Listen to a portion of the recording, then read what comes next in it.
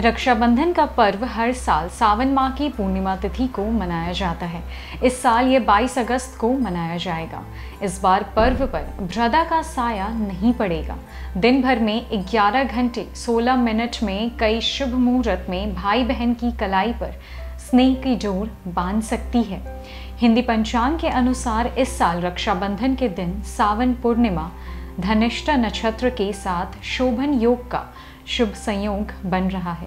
ज्योतिष शास्त्र में इन संयोग को उत्तम माना गया है। 22 अगस्त को भद्रा काल सुबह 6:17 तक ही रहेगी।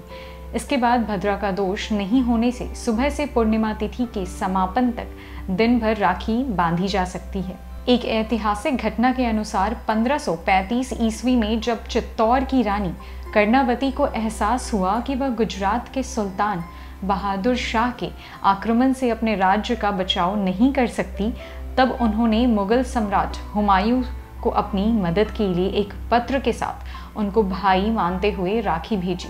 कहानी के अनुसार पत्र मिलते ही सम्राट हुमायूं चित्तौड़ की रक्षा के लिए अपने सैनिकों के साथ रवाना हो गए और सुल्तान बहादुर शाह के साथ युद्ध करके उनके राज्य की रक्षा की।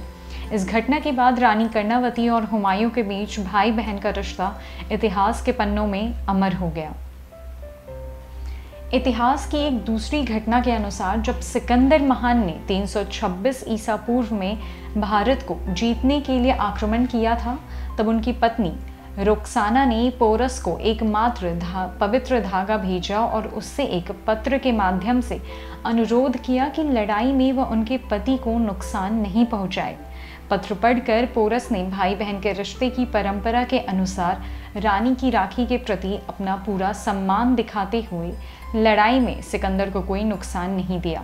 बताया जाता है कि लड़ाई के दौरान जब पोरस ने अपनी कलाई पर राखी को देखा, तब उसने खुद को सिकंदर पर हमला करने से रोक दिया और सिकंदर की जान बच गई।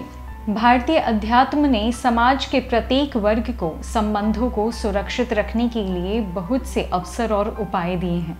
इन्हीं में से एक है रक्षाबंधन का पर्व। इस दिन प्रातःकालीन शोभन, मातंग और सार्वाथ सिद्धि योग होने से श्रवण नक्षत्र युक्त पूर्णिमा का यह पर्व एक बहुत ही शुभ योग बन गया है।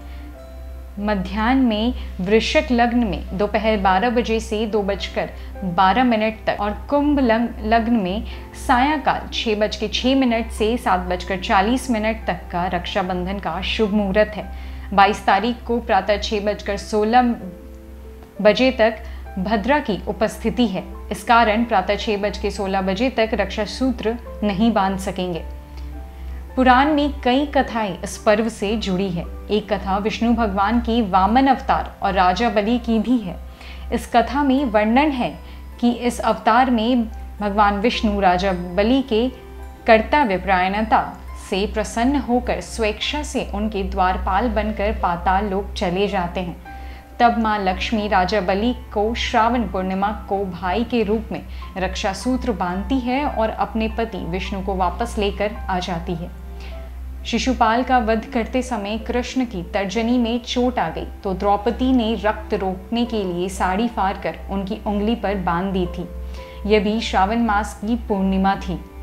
पूजा में इस दिन भाई को पूर्व मुख करके बैठाएं तथा खुद पश्चिम की ओर मुख कर जल शुद्धि करके भाई को रोली और अक्षत का तिलक लगाकर इस मंत्र का उच्चारण करते हुए रक्षा सूत्र बांधे। येन बुद्धो बलि राजा दान वृद्धो महाबलः तेन त्वता प्रतिबंब नामी रक्षे माँ चल माँ चला। उसके बाद भाई की आरती उतार कर मिष्ठान खिलाए।